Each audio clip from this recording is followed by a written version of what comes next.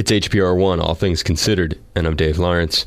Ivan Neville, coming to the islands. He's the son of music legend Aaron Neville and a vet of both the Funky Meters and the Neville Brothers. His own group Dumpstaphunk is among the acts playing at the Maui-only Funk to End of the World show at Camp KNI, and we spoke to him about what's in store.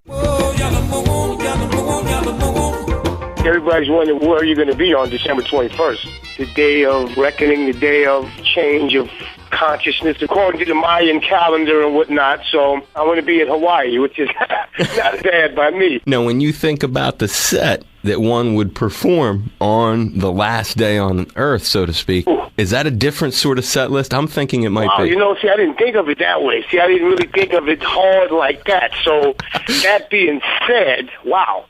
I don't know. You might want to play. Oh, man. You got a bit of responsibility You know what? I tell you what, whatever we do play, every time I get on stage, I give 110%. And I pretty much play like it's my last time playing.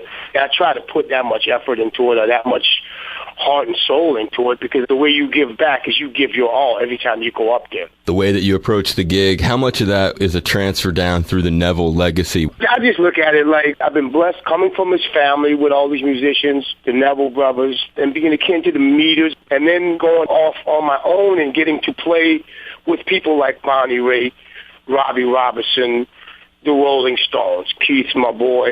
That's a blessing. When I get to play, I'm giving back. I'm showing my appreciation. Is your dad a big fan?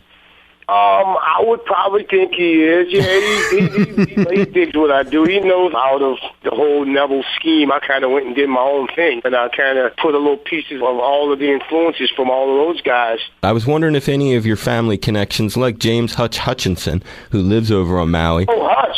It's just a mere coincidence that you're doing this on Maui, and that's where he's based. That's totally a coincidence, and it's a beautiful thing. I have been in touch with him.